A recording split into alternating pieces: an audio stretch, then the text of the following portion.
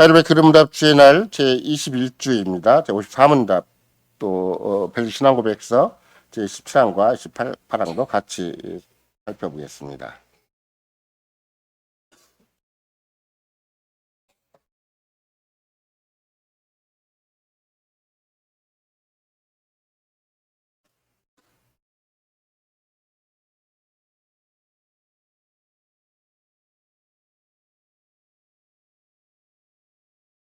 제53문답 거룩한 보편적 그리스도의 교회에 대하여 당신은 무엇을 믿습니까? 나는 하나님의 아들이 모든 인류로부터 세상 처음부터 끝까지 그 말씀과 성신으로 참 믿음의 일치 안에서 영원한 생명으로 선택된 교회를 자신을 위하여 모으시고 보호하시고 보존하시는 믿습니다. 그리고 나는 지금 그리고 영원히 이 교회 살아있는 시스템을 믿습니다. 벨기 신앙고백 제27항입니다. 보편적 교회에 대하여 우리는 하나의 보편적 혹은 우주적인 교회를 믿고 고백하니 이 교회는 참된 그리스도의 신자들 곧 그들의 모든 구원을 오직 예수 그리스도 안에서만 기대하며 그의 피로 씻음받고 성신에 거룩하게 되고 인칭을 받은 자들의 거룩한 회중이고 회집입니다. 이 교회는 세상 처음부터 존재하였고 마지막 날까지 있을 것인데 그리스도께서 영원한 왕이시요 백성이 없을 수 없는 왕이시기 때문에 그러합니다. 비록 잠시 동안 사람의 눈에는 매우 작게 보이고 거의 사라진 것처럼 보이지만 이 거룩한 교회는 온 세상의 분노에 맞서 하나님에 의해 보존됩니다. 그리하여 아합의 폭정 동안에도 여호와께서는 바르게 무릎을 꿇지 않은 7,000명을 자신을 위해 보존하셨습니다. 더욱 이 거룩한 교회는 어떤 특정한 장소나 어떤 사람에게 국한되거나 제한되지 않고 전 세계에 퍼져 있고 흩어져 있습니다. 한번 동일한 성신 안에서 믿음의 힘에 의해서 마음과 뜻이 연결되어 연합되어 있습니다. 28항입니다.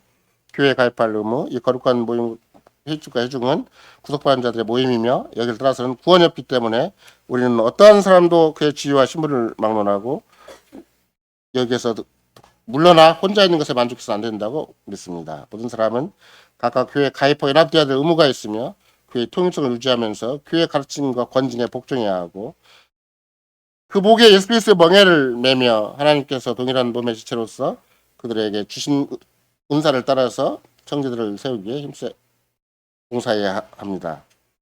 이것은 좀 더 효과적으로 유지하기 위해 하나님 말씀을 따라 모든 신자는 교회에 속하지 않은 자들에게 떠나 어느 곳에든지 하나님이 세우신 이 모임에 가입할 의무가 있습니다. 그들은 심지어 통치자들이 반대하고 군주의 칙령으로 금할지라도 죽음이나 육체적인 형벌이 따른다고 할지라도 그렇게 해야 합니다. 그러므로 교회에서 물러나는 자나 가입하지 않는 자는 모두 하나님의 길을 거슬러 행하는 것입니다. 예수 그리스도의 사랑하는 성도 여러분, 드디어 우리는 하이델베르크 교문답 성신과 우리의 성화에 관한 제3번째 부분 또 우리의 사도신경에서 보면 그런 것이죠. 또 20주부터 본격적으로 시작을 해서 하나님의 성신에 대해서 고백하는 장의 가장 중요한 부분인 하나의 거룩한 보편의 그리스도의 교회에 관한 우리의 고백을 살피는 중에 있습니다.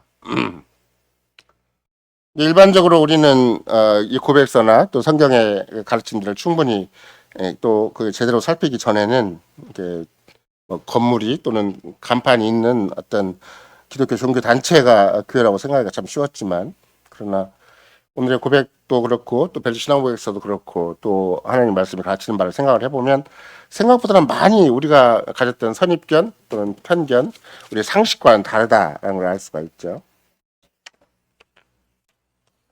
예를 들면 우리가 물론 이게 교부 중 한 사람인 어거스틴이 뭐라고 말했냐면 자기 어머니로 교회를 갖지 못한 사람은 자기 아버지로 하나님을 섬길 수 없다, 모실 수가 없다 이렇게 얘기를 해서 교회 어머니로서 이 교회라는 것을 일찌감치 강조를 했고 여러분이 이전에도 드린 자료에 의한다면 특별히 어머니로서의 교회가 무엇인가 그때 오늘 시편 우리가 87편을 계속 처음부터 끝까지 다 찬송을 했는데 그도 보면 우리의 신분, 우리의 출처가 어디인가 그러면 시온에서 났다고 얘기를 하는 거잖아요. 진짜 하나님의 백성은 시온에서 난 것이다. 시온이 우리의 호적지, 원적지가 되는 것이죠. 그러니까 가끔씩 우스갯소리로 이제 요새는 이제 진짜 고향이 어디냐 그러면 전부 다 뭐 큰 병원 산부인과이기 때문에 다 고향이 같아요. 어느 병원 산부인과라고. 근데 진정한 고향은 어디인가, 진정한 우리의 근원지는 어디인가 그러면 시온이고 교회다라고 생각하는 것이 이제 우리의 신앙 고백인 것이죠. 나는 교회에서 태어났고 교회에서 자라고 있고 또 교회 안에 속해 있다. 이것이 가장 기본적인 신앙 고백이 되는 만큼 너의 진정한 고향이 어디냐 그러면 교회다라고 얘기를 해야 되는 것이지. 그게 또 다시 일반 세상의 어떤 특별한 장소라기보다는. 따라서 오늘 그 벨기 신앙 고백서에서도 뭐 루터도 그렇게 얘기를 했고 또 오늘 신앙 고백서에도 분명히 얘기를 했지만 교회를 떠나서는 구원은 없다, 구원은 불가능하다가 또 하나 중요한 생각이에요. 그런 맥락에서 칼빈도 교회가 우리 어머니이기 때문에 어머니는 그 자신의 보호와 인도하에서 우리를 낳고 양육하고 지킨다. 그러니까 어머니로서는 낳는 일이 가장 일차적인 일이고 양육하고 지키는 일이 또한 더불어 같이 있는 일인 것이죠. 그러니까 어머니인 교회의 품을 떠나서는 아무도 죄 용서나 구원을 받을 수가 없고 또 어떤 그런 복음을 들을 수가 없죠. 우리가 오전 시간에 살핀 것처럼 카인의 후예로서 카인에게 속한 사람으로서는 복음을 제대로 들을 기회가 없는 것이 가장 큰 문제예요. 설령 세세 후에 셈족의 후예로 산다 그래도 복음을 들어도 마귀의 집중적인 공격에 의해서 마귀에게 더 말씀을 다 빼앗겨버리는 그런 현실이 역사 속에 다 현저한 건데 하물며 전혀 복음을 들을 수 없는 또 복음이 아닌 것에 의해서 이미 세뇌를 당했다고 할까. 어떻게 보면 세상 정신, 세상의 원리를 극복하지 못한, 씻어내지 못한 일들이 이 카이니즘의 후예들 속에 다 있는 것이기 때문에 그런 맥락에서 교회 품을 떠나면 어떻게 되는 것인가. 가장 현실적으로는 더 이상 복음 설교를 들을 수가 없다는 것이 가장 심각한 문제고, 이제 복음 설교를 들을 수가 없다 그러면 이제 계속해서 마음속에 생각 속에 뭐가 있는가 그러면 세상을 크게 의지하는 마음, 사람 크게 의지하는 마음이 있기 때문에 그 세상을 크게 의지하고 사람 크게 의지한다 그러면 이제 우리가 홍수 심판 그 당대 사람을 본다 할지라도 얼마나 반역적이고 반동적인가. 그래서 저도 그런 반동적인 기질, 반역적인 기질이 전혀 성경을 알기 전에는 그게 지성인인 줄 알았고 그게 정말 사람된 도리인 줄 알았던 것이지 그게 얼마나 반역적이고 반동적인 것이 문제가 되는 것인가에 대해서는 이렇다 하게 살필 만한 기준이 없었는데, 근데 실은 복음 설교 하나님의 복음을 꾸준히 듣지 아니하면 하나님의 언약의 계명을 듣지 아니하면 우리도 모르게 반역적인 기질이 커지고 반동적인 기질이 커지는 거죠. 막 자기는 혼자 세상을 다 홀로 평가하고 판단하고 혼자 주관하고 혼자 무슨 심판하는 자리까지 다 올라가요. 그래서 오늘도 여러분들이 갈라디아서를 보면 아시겠지만 그 갈라디아서에 가르치는 바가 그 이스마엘 좀 하갈의 수생이 있고 또 사라의 수생이 있는데 이삭이 이제 그 대표적인 존재죠. 근데 하나는 자유자고 하나는 노예다, 종이다. 그러면 어디에 대한 자유자고 어디에 대한 노예인가 이걸 생각을 해보면 그 율법에 대한 어떤 그런 거에 대한 자유자고 거기에 대한 노예가 되는 거죠. 그러니까 하나님이 그 양심을 자유롭게 안 해주시는 거예요. 종교개혁의 가장 큰 그런 그 온 인류를 향한 온 역사를 향한 큰 결과가 영향력이 있다면 양심의 자유, 은혜의 자유라는 것인데 양심과 은혜가 자유가 안 되면 계속 그 양심이 딱 뭉쳐져 있어요. 그 자기도 모르게 양심을 어기는 것이 법이 되고 그게 두려움이 되고 그게 자기 삶의 어떤 그 구속이 돼버려요. 그러면 마치 같은 한 집안에 아브라함 집안에 똑같이 살아도 그 인본적인 생각이 계속 나면 그거는 이제 자유한 자가 안 돼요. 그냥 하나님 영이 있으니 거기에 자유함이 있고 진리가 있고 생명이 있어야 되는 건데 자유함과 진리와 생명이보다는 도덕적인 것이 막 자꾸 움직이고 원리적인 것만 움직이고 원칙적인 것만 움직이지 자기도 못 미치면서도 그것이 움직이고 살아있어요. 그럼 당연히 자기가 양심이 화인 맞으면 그것도 저것도 아무 소용이 없겠지만 양심이 움직이고 있는 한 거기에 노예가 되고 거기에 종속이 되는 거예요. 이런 거 내가 교회 안에 살아가도 마찬가지. 진짜 복음이 나를 생명의 길로 진짜 주님을 믿고 의지하는 것이 생생해지지 아니하면 자꾸 종교적인 의무만 생각이 나고 도덕적인 의무만 생각이 나요. 율법적인 어떤 그 판단의 기능이나 그런 평가 그런 것만 생각이 나지 내가 복음 하나 있다는 것이 확신이 안 돼요. 이런 것들이 내가 진짜 언약의 자녀인가 아니면 진짜 나도 모르게 그냥 기독교를 빙자해서 하나님 말씀을 빙자해서 노예된 상황에 있는가 종된 구속된 상황에 있는가를 가늠해보는 게 굉장히 중요하거든요. 예를 들면 여러분과 제가 교회가 굉장히 중요하다는 것을 우리가 보통 가장 마태복음 16장에 직접 베드로의 고백을 통해서 살필 수가 있는 것인데, 그러면 주께서 뭐라고 말씀하셨는가? 내가 내 교회를 세우리라. 음부의 권세가 그 교회를 이기지 못하리라. 그러면 물론 물리적인 차원에서도 이기지 못하는 거예요. 어떤 세상 권세적인 차원에서도 어떤 마귀가 교회를 함부로 넘길 수가 없는데 그 교회를 절대 넘기지 못한다, 침해하지 못한다는 말을 할 때는 그 교회가 역사의 마지막에만 그렇게 되는 게 아니에요. 역사를 막 뚫고 지나가면서도 마치 그 뭐 세세 후손을 통해서도 또 에노스의 후손을 통해서도 막 마귀가 집중적으로 공격을 했지만 결국은 에녹이 생기고 또 노아가 생기고 계속해서 끊임없이 그 언약을 계승해 나가는 아름다운 혈통을 이어갈 수 있고 아름다운 이성과 혈통을 이어갈 수 있는 것이 늘 구약에 있었기 때문에 그리스도가 다시 오시고 그리스도 안에서 이런 거 내가 부름을 받게 되는 거잖아요. 마귀는 계속 그 혈통을 끊어버려서 그 자기 머리를 깨뜨릴 여자 후손이 못 나오게 만드는 것이 마귀의 작전이라고 했다면 오히려 주님은 끝까지 이게 멀리 되게 승승이 되도록 하신 거잖아요. 이게 에노스고 셋이고 에노스고 에녹이고 그다음에 노아까지 생각을 해보면 중간에 얼마든지 연결 끌어낼 수 있는 위험성이 너무나 많이 있어요. 그것도 세대를 막 여러 세대를 거쳐야 되니까 우리는 우리 세대도 다음 세대 거치기가 어려운데 거기는 여러 세대를 거치는 동안 끌어질 가능성이 굉장히 많이 있는 건데 반드시 공존하게 하고 성도의 교제가 있게 하고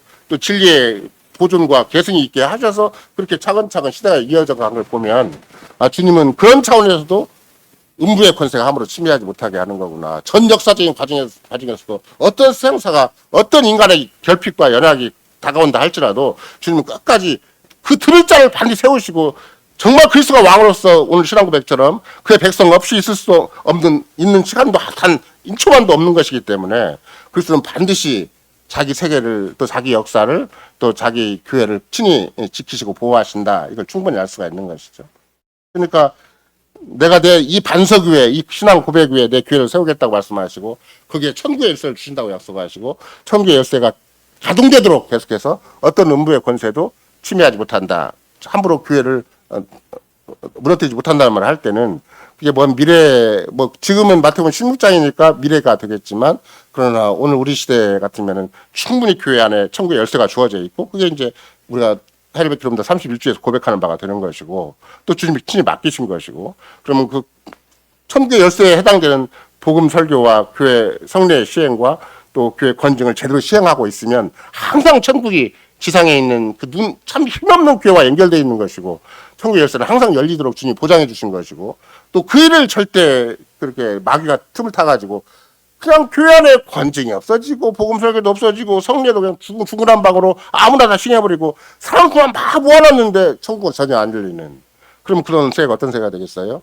일반 한국교회가 그래서 율법적 세계가 되는 거예요. 그게 열심히 살았는데 누구보다 큰 교회를 이루고 대중을 이뤘는데 그게 율법의 종이 되어 있는 거예요.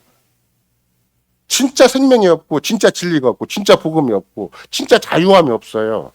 그래서 일반 교인들은 특별히 여러분과 내가 유사하게 가는 것처럼 보이지만 또 분명히 어떤 금이 그어져 있는 게 뭐냐면 청교도적인 개혁주의가 있거든요. 그 사람들은 굉장한 율법적 의식이 강해요. 청교도적인 사람들은. 그래서 심지어 시편 여러분과 내가 찬송을 하지만 악기를 절대 쓰면 안 된다고 얘기를 하고 늘 모노송을 하지만 예를 들면 자격지를 모노송을 해놓고 거기도 누구나 다 목청도 좋고 음악적인 감각도 있고 그러면 모노송을 하고 또 이렇게 악기 없이 하면 참 잘하겠죠. 근데 꼭 그런 게 아니거든요. 그러면 여러분과 내가 같이 소규모가 모여서 찬송을 한다고 시편 찬송한다면 이게 타령인지 시편 노래인지 이게 한 음성으로 한 찬양을 하는 건지 정확히 우리가 보통 얘기하는 소리가 안 나오는 소리를 억지로 해가지고 간신히 말을 맞춘 건지 이게 제대로 하나님 앞에 찬송이 안 되는 거거든요. 근데 그런 퓨리탄적인 또 청교도적인 그 개혁주의는 원론적인 차원에서 원칙적인 차원에서 굉장한 걸 내세우고 굉장히 철저하게 하는 것처럼 보이는데 그게 하나님의 영이 역사에서 자유로움이 별로 없어요. 마음에 넉넉함이 없고 거기에 정말 복음을 즐거워하고 하나님의 뜻을 즐거워하고 하나님의 영광을 즐거워하고 내가 교회에 속한 걸 즐거워해야 되는 것인데 그런 진정한 복음 안에서 누리는 자유와 즐거움이 없는 것이다. 이런 것이 청교도적인 어떤 그나마라도 우리 주변에 가장 우리와 가까운 게 청교도적인 그런 교회들이고 그런 신자들인데도 그렇지 않고 자유주의적으로 진짜 하나님 말씀과 상관없이 그냥 종교적인 이념만 가지고 사는 사람들이야 더 이상 말할 것도 없겠지만 더군다나 그나마 교회적인 보수성과 정통성을 유지하고 사는 그런 교회 안에 속한 신자를 한다 할지라도 이런 거 나도 여차하면 진짜 복음을 즐거워하지 않는 한 진짜 계명을 즐거워하지 않는 한 그렇죠? 진짜 자유함을 주의 영 안에서 자유함을 누리지 못하면 어떻게 되는 것인가? 율법이 계속 구석을 해요. 그냥 딱 자기 마음에 걸리는 게 많고 판단하는 게 많고 막 자기도 모르게 막 심판하는 게 많고 이러다 보니까 자기 마음도 불편하고 옆 사람도 불편하고 사방천지에 뭐 거기에 정말 참 진리가 있다, 참 생명이 있다, 정말 거기에 그리스도의 은혜의 통치가 있다, 거기에 정말로 하늘에 있는 예루살렘이 있고 정말로 자유하는 영이 있다라고 서로 확인을 못하는 거예요. 이런 것들이 참 교회와 좀 유사한 교회상에 뭐 예를 들면 한 가정 안에서 이런 일이 생긴 거잖아요.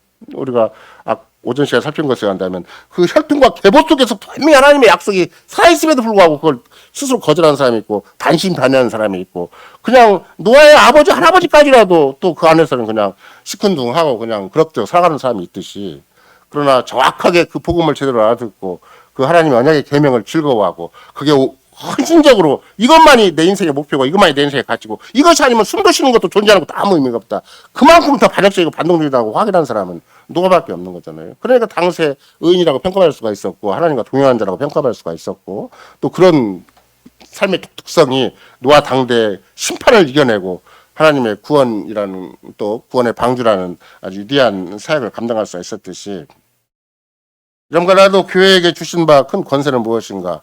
교회가 요령을 잘 꾸리고 숫자를 잘 체계해서 뭐 이렇게 앞뒤를 잘 맞춰서 뭐 교회가 경영하고 운영해 나간다는 게 중요한 게 아니에요. 항상 정말 이게 천국의 열쇠를 가진 교회인 것인가? 복음의 그런 기쁨과 즐거움이 있는 것인가? 내가 정말 자유하는 영을 소유한 자로서 참 주님에게 기꺼이 굉장히 자발적으로 헌신함이 있는 것인가? 내가 내 삶의 가치와 목표와 모든 원리를 주께 맡기고 주의 성실을 의지해 살아가는 것인가? 이걸 자꾸 돌아봐야 되는 것이지. 우리 안에 무슨 문제가 있는가 없는가, 우리 안에 무슨 결핍이 있는가, 누구는 어떻고 누구는 어떻는가, 이걸 살피는 게 중요한 게 아니야. 내가 신앙 고백은 가장 중요한 게 내가 누구인가를 확인하는 게 굉장히 중요해요. 남을 평가하기 전에 훨씬 내가 누구인가, 주님 앞에 내가 그만큼 자유로운 자인가, 주님 앞에 절적에 의존된 자인가, 정말 내가 그리스도인인가, 그리스도에게 속한 자인가, 나에게 얼마든지 이런 복음의 자유가 있고 그런 아름다운 즐거움이 있는 것인가, 이걸 확인한 다음에 내가 다른 사람에 대해서 그러면 내 이웃에 대해 어떤 책임이 있고 어떤 내가 영향력이 있는가, 그 다음에 새길 문제인 것이지, 자기 정체성도 확인이 안 되는데 뭘 자꾸 평가하고 판단하기 시작을 하면 나도 모르게 어떤 자리인가, 굉장히 불편한 자리, 자기도 모르게 율법에 종된 자리, 예속된 자리, 거기에 짓눌린 자리가 딱 되어버리는 거예요. 그러니까 이제 어머니로서의 교회를 모시지 못한 자는 아버지로서의 이제 하나님도 섬기지 못한다는 말을 할 때도 같은 맥락에서 어머니에 의해서 어떻게 내가 교회 안에 정상적으로 복음의 말씀을 잘 듣고 내 영혼이 자유로울 수가 있고 내 인생 전체를 아름답게 헌신할 수가 있고 귀하게 살 수가 있는 것인가, 이게 굉장히 중요한 문제가 되는 것이죠. 그래서 우리는 어쨌든 믿는다는 말을 할 때도 이제 사도신경에 보면은 성삼위 하나님, 그러니까 성부 하나님, 성자 하나님, 성신 하나님을 믿는다 할 때는 여러분도 영어 성경에 보면 알겠지만 믿는다는 말 이제 두 가지, 하나는 영어 성경에 전치사가 있는 경우가 있고 전치사가 없는 경우가 있는데, 전치사가 있는 것은 인격자에 대한, 절대 인격자에 대한 것을 할 때는 성부 하나님을 믿는다는 believe in God, believe in Jesus Christ, believe in Holy Spirit 이렇게 얘기를 하지만 교회를 믿는다고 할 때는 그냥 인을 안 쓰고 바로 객체를 써요. 그만큼 내가 가지는 어떤 그 대상이 교회 자체를 특별히 삼위 하나님과 좀 구분해서 설명을 하는 것인데, 오히려 이런 것을 우리가 제대로 해석하는 방식은 벨직 신앙보고서에서 우리에게 잘 제시해 주는 것이 있죠. 그래서 예수 그리스도 안에서만 자기 온전한 구원을 기대한다, 자기의 모든 구원을 기대한다, 그의 피를 씻음 받고 성신을 새롭게 되고 인친을 받은 참 그리스도의 신자들의 거룩한 회중이고 회집이다, 이런 말을 쓸 때는 그리스도 안에서만 내가 정말로 그 마음이 주께서 이렇게 당시 영으로 전적으로 영이 역사하고 충만히 역사하면 그 그리스도가 현저하게 그리스도가 크게 보이고 하늘보다 접해진 그리스도가 나에게는 진짜 주인이고 왕이고 제사장이고 선자가 되는 것이지, 나도 모르게 그냥 막연하게 이중적으로 자꾸 믿잖아요. 그러면 믿으라 말아가 자꾸 돼요. 자꾸 세상까지 크게 보이고 사람까지 크게 보이고 막 내 감정과 내 생각과 내 경험이 크게 보이지 눈에 보이는 대로 자꾸 살아요. 믿음으로 안 살고. 그러면 밥 먹을 때도 제가 말씀드리잖아요.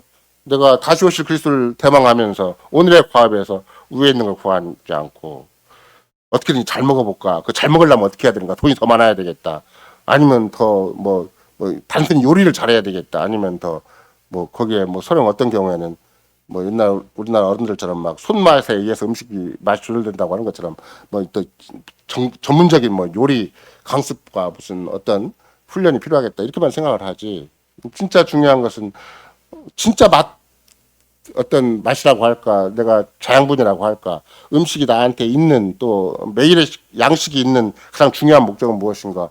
그것 무엇보다도 예수 그리스도로 말미암아 새로운 생명의 양식을 내가 얻을 수 있게 되는 것이고 또 새로운 생명으로 내가 이 땅에 살아가는 것이고 그런 어머니의 품에 안겨서 계속해서 그런 양육받는 것이 굉장히 중요한 것이죠. 이런 맥락에서 특별히 교회는 어떤 곳인가 이런 말을 할 때 또 금방 우리가 하나님의 기름 담에서 고백하는 것처럼 교회라는 어떤 그 믿음의 개체, 믿음의 대상을 얘기를 할 때 가장 주된 주체가 누구인가, 주어가 누구인가 그러면 이제 하나님의 아들 곧 그리스도가 되는 것이죠. 결정적인 문제는 마귀가 교회에 대한 신앙 고백, 믿음의 고백으로 교회를 생각하지 않고 교회를 현상적으로 생각을 하잖아요. 그럼 마귀는 계속 우리를 교회를 종교단체로 생각하게 만들어요. 근데 종교단체로 생각하게 만드는 것은 말이에요. 목사가 열심히 노력했기 때문에, 교인들이 열심히 노력했기 때문에, 결국은 사람의 단체, 사람의 업적, 사람의 결과를 알게 돼요. 우리가 헌금을 많이 모았기 때문에. 다 그렇게 생각을 해요.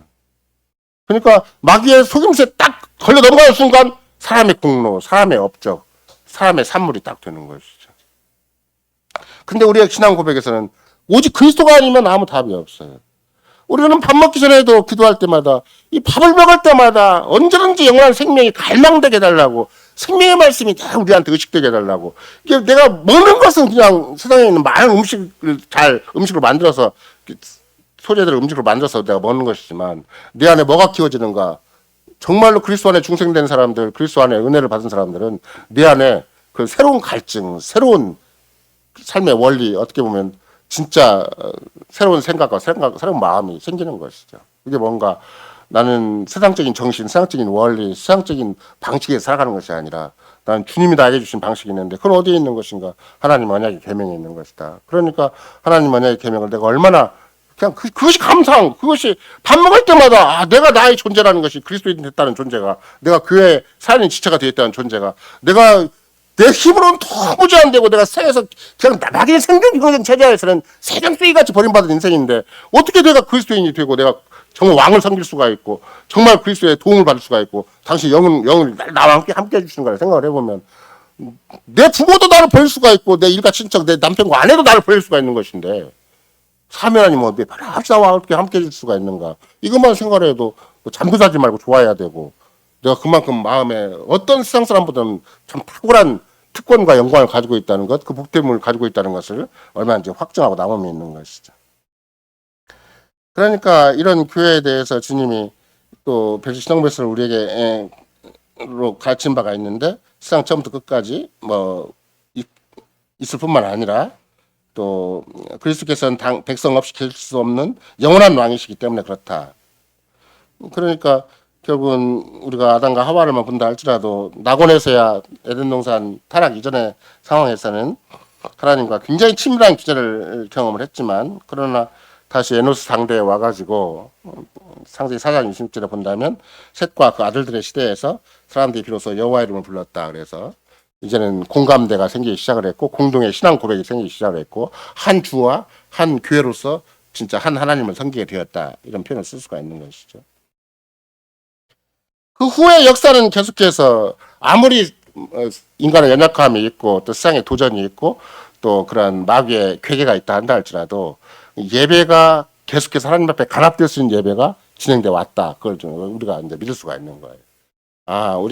우리가 알아서 예배 형식을 취하고 알아서 우리가 모여서 종교적인 행사를 하는 것이 아니라 정말로 하나님께서 당신의 백성을 꾸준히 관리하시고 경영하시고 계속 보호하시고 보존하시는 역사가 실은 창세로부터 구약의 역사이고 또 신약의 역사고 오늘날까지 주님의 교회의 역사다라는 그런 말을 할 수가 있죠.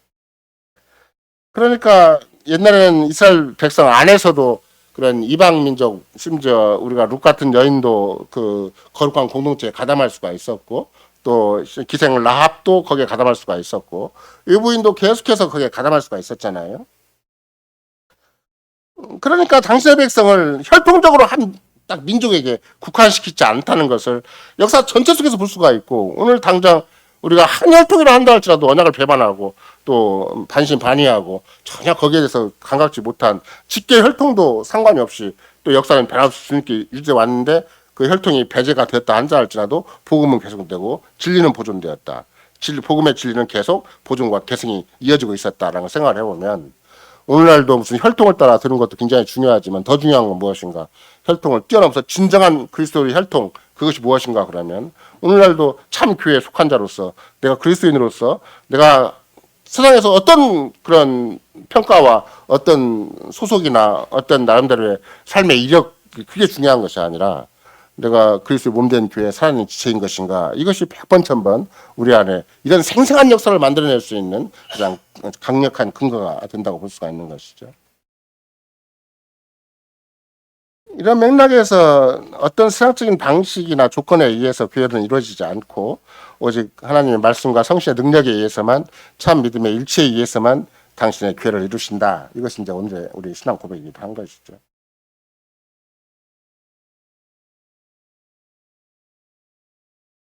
우리가 생각을 할 때는 어떻게 보면은 그런 교회적인 여건 속에서 그 똑같은 복음이 계속 설교가 되고 있고 또 그런 언약의 말씀이 또 언약의 계명이 계속 유효하게 뭐 글이 없을 때는 구전을 통해서 이어진다 할지라도 더 중요한 것은 하나님의 성신께서 계속해서 당신의 교회 역사를 줄기차게 이루어 오셨다.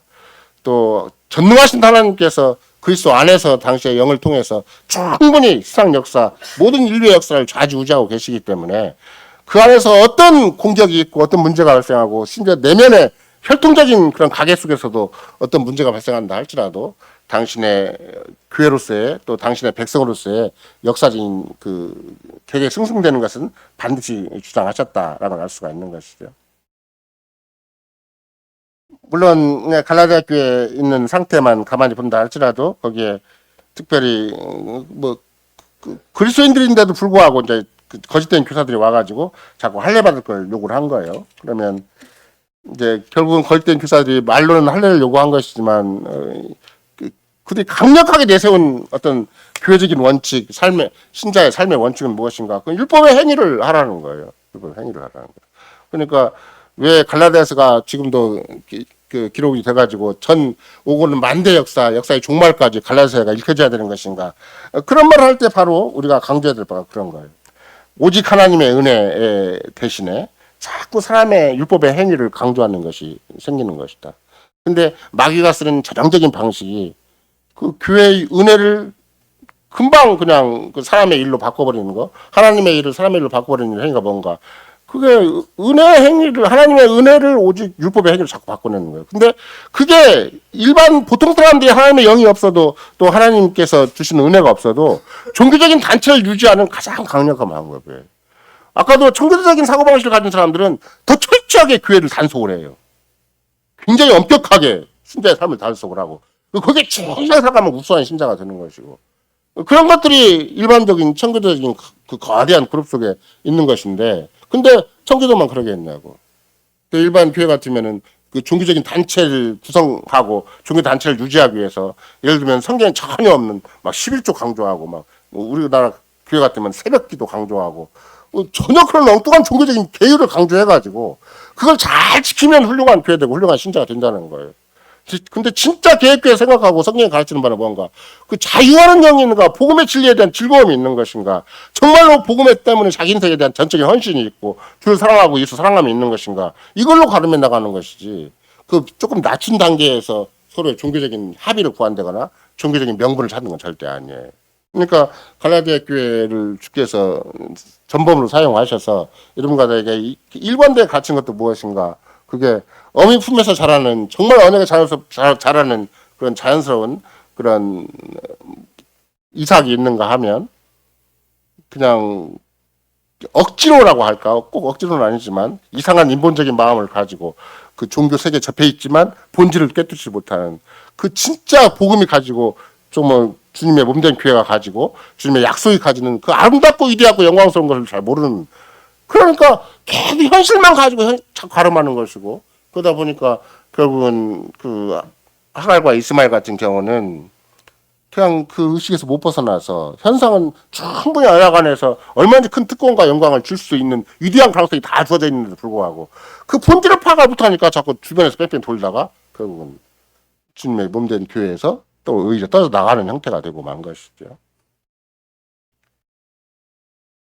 그래서 겉으로 보기에는 하갈이 사라와 동등한 위치에 있는 것처럼 보였어요. 그러나요? 오히려 자식 없는 사라보다 훨씬 더 우월한 자리에 있는 것처럼 보이기도 했고, 당장 그 집안의 대권을 홀로 쥔 것처럼 처신할 수도 있었고, 또 자식도 그냥 이스마엘이 태어났는데 아직은 그 이삭이 태어나기 훨씬 전에 태어났기 때문에 그 기간 동안만큼은 얼마나 이세를 하갈과 이스마엘이 과시를 했겠어요.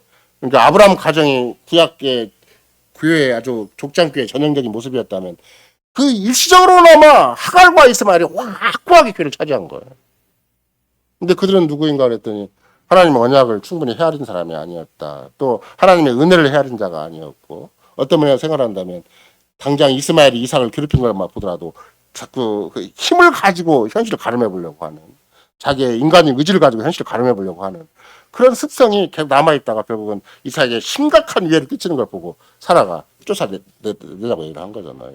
그러니까 뭐 사라로서는 아브라함과 관계 속에서 소수의 이론만 있기 때문에 그 족장교의 출교나 다름이 없는 것인데, 왜 아브라함이 구태 사라의 입장을 적극 지지할 수밖에 없는가? 아브라함도 하나님의 교회 원리를 알고 있고, 교회 은혜의 원리를 알고 있고, 이런 자유의 원리, 언약의 율법의 원리를 알고 있기 때문에 그거 충분히 사라의 의견에 동참을 한 것이고, 사라와 성도의 교제, 믿음의 교제를 충분히 한 터위에서 하갈이 쫓겨나게 된 것이지, 그냥 막연하게 그냥 이렇게 우리가 생각을 할 때 좀 가정의 비극이구나, 또 처불든 또는 아니면 어떻게 생각하냐면 일반 세속 가정과 똑같이 뭐 문제 소지가 충분히 있었구나, 이런 문제가 아니라 갈라디아에서 바울 사도는 그게 바로 온 교회 전범이 된다.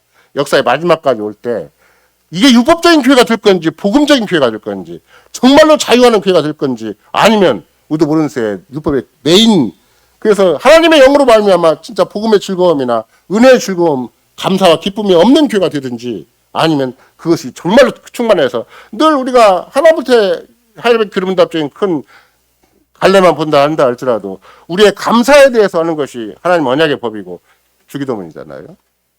그러니까 기도도 막 매여서 쫓겨서 하는 기도가 아니에요. 감사의 가장 중요한 부분이 기도인 거예요. 그러니까 감사의 가장 중요한 부분이, 감사가 없으면 기도해도 의미가 없어요. 막 현실 쫓기는 사람은 기도가 의미가 없어요.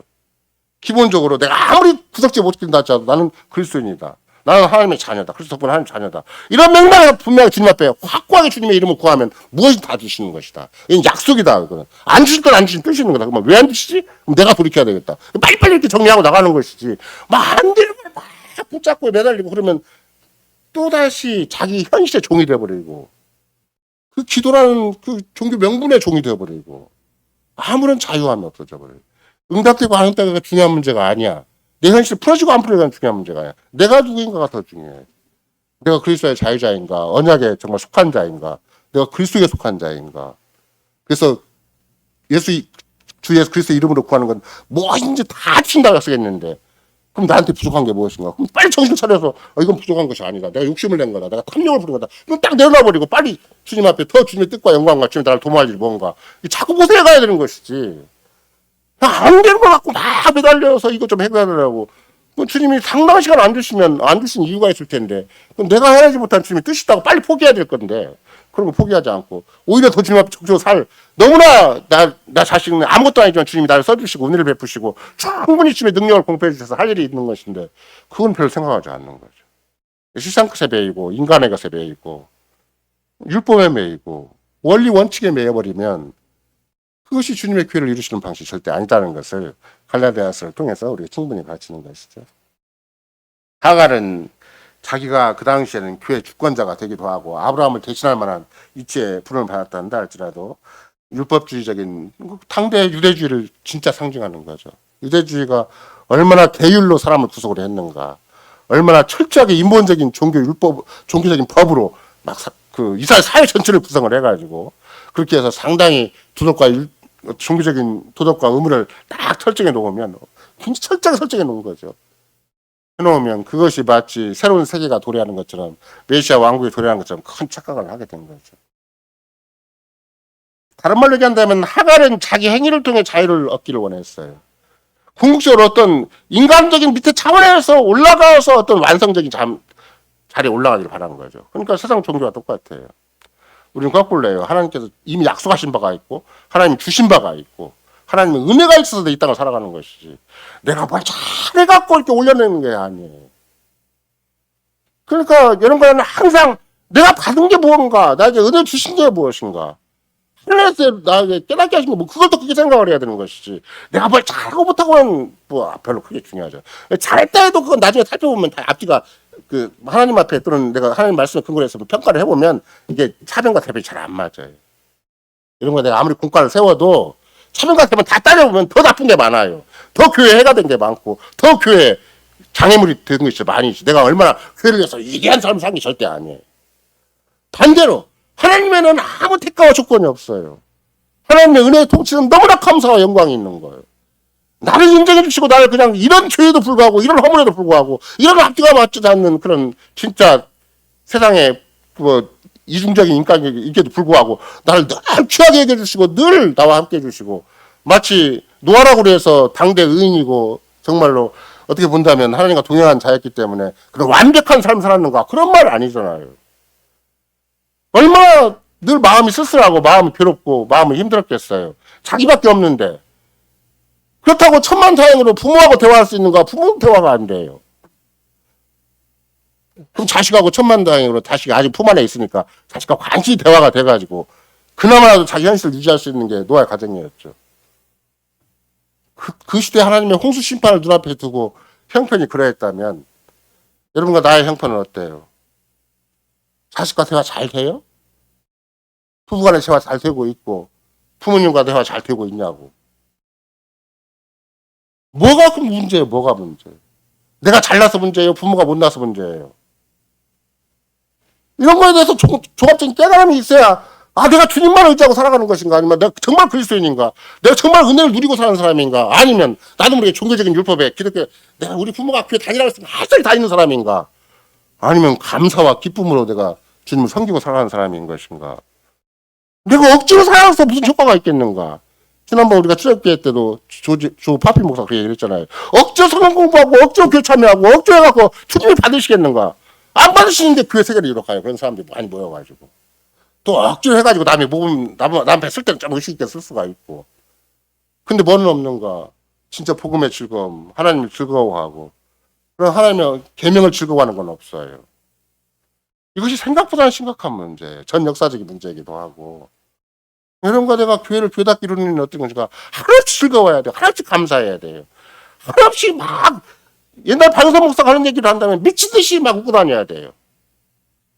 웃고 다니는 것이 내가 서풍성이 좋아서 웃고 다니는 게 아니에요.